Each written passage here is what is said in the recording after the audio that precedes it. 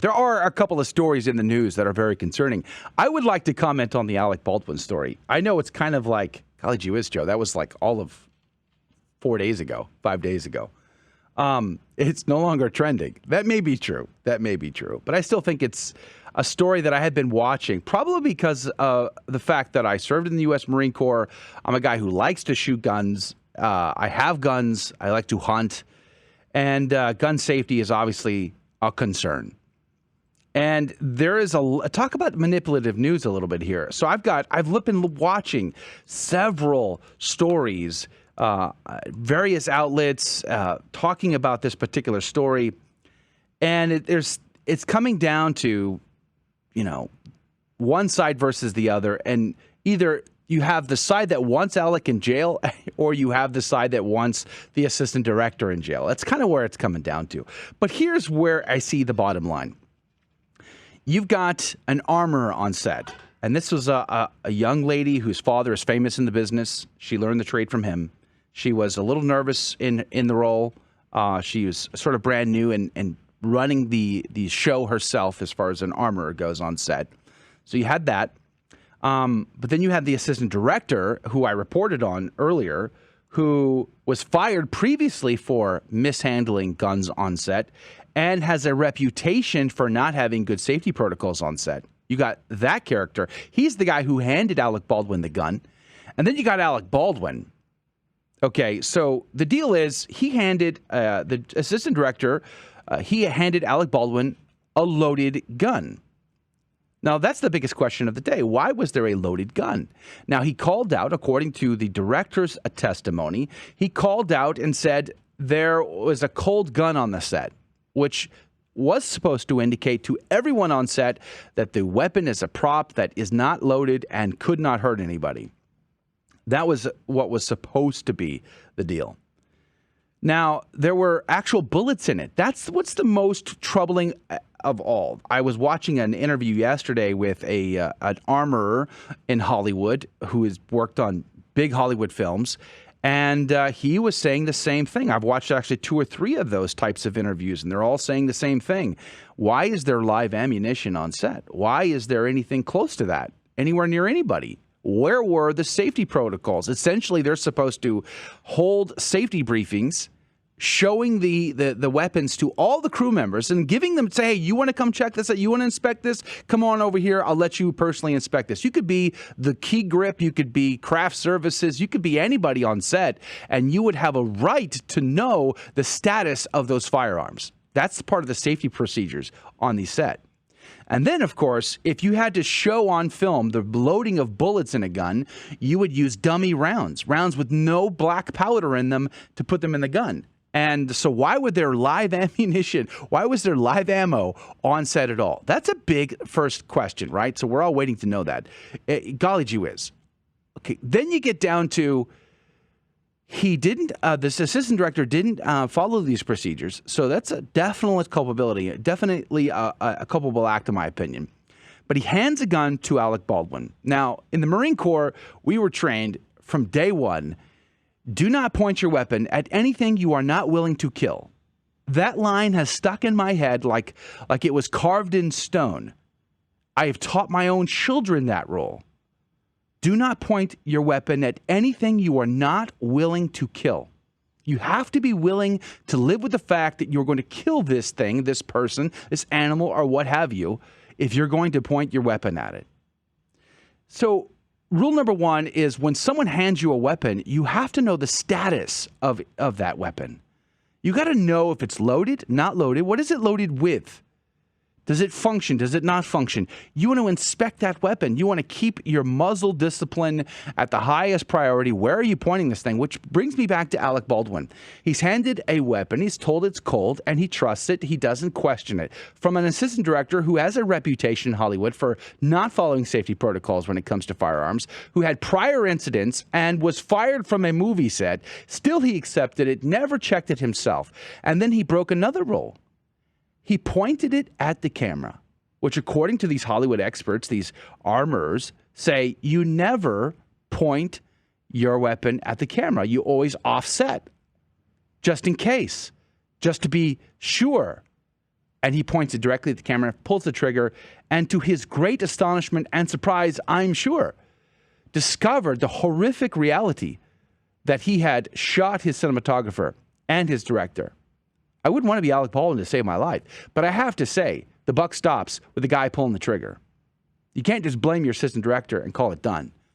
Yeah, I believe he has a role and ought to be held accountable, but Alec Baldwin pulled that trigger, and he should have known before he pulled that trigger what he was dealing with, and he didn't. Now, I've also been told by, I haven't been told, but I have seen testimony and evidence from some of these armorers that suggest that they have worked on sets where the actors sometimes just trust what they're told and go with it, but the assistant director never does and always follows those safety procedures. So I'm sure it can go either way on these movie sets, but at the bottom line, the man who pulls the trigger needs to know why he's doing it, what he's doing, and who could be potentially killed as a result. So let's pray for the repose of the soul of the woman whose life was lost tragically in this situation. It's a very, very difficult story to be sure.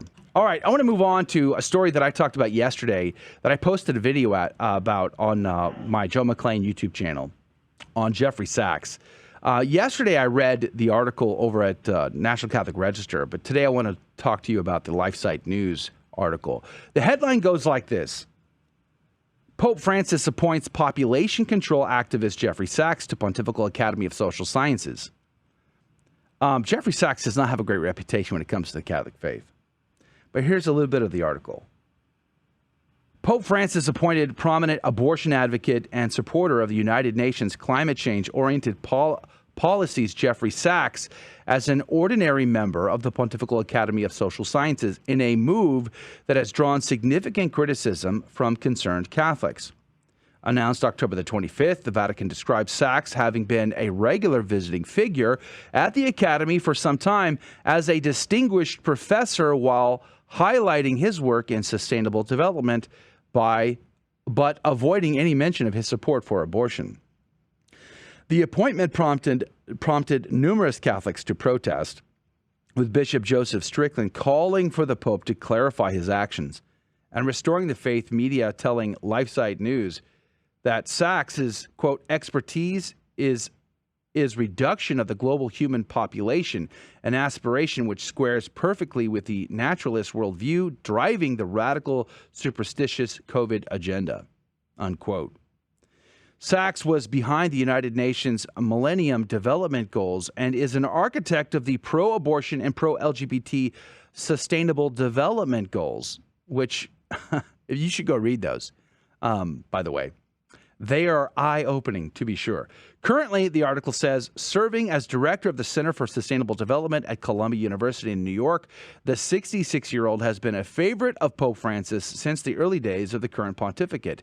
In 2015, Sachs notably partnered with the Vatican to host and moderate a conference on climate change, a shared passion of both the Pope and the highly influential UN figure. However, as Elizabeth Yore noted at the time, The Economist's 2015 address was but the latest of, quote, over 9 appearances and speeches at the Vatican's Pontifical Academy in the last 3 years, unquote. Since then, Sachs has continued as regular visitor at the Vatican, including 4 key events such as the 2019 Amazon Synod.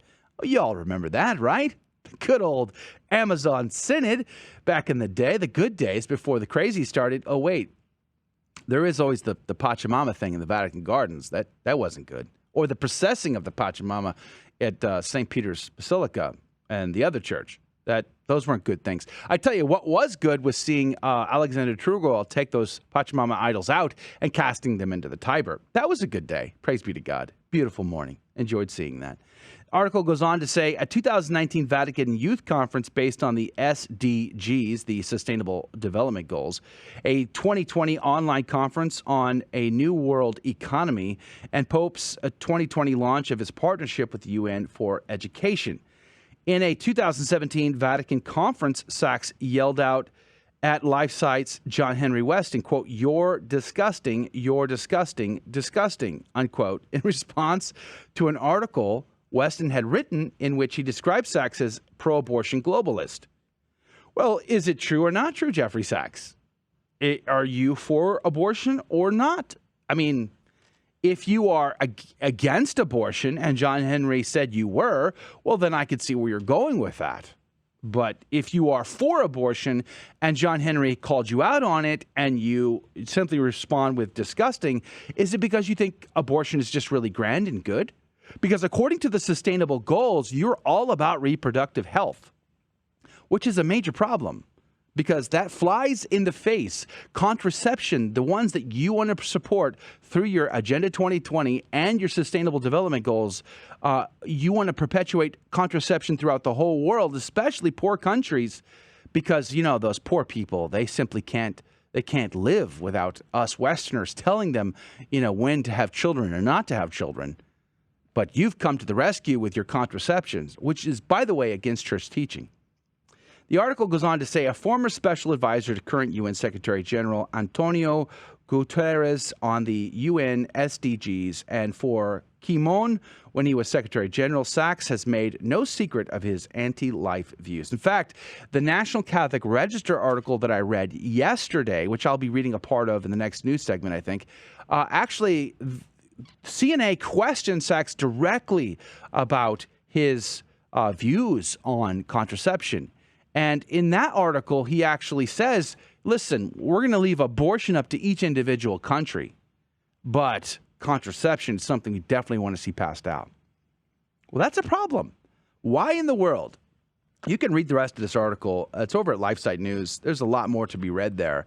I think the point that I want to make in all of this is, golly gee whiz, it doesn't seem like rocket science. Now, I'm grateful that I am not and will never be the Pope.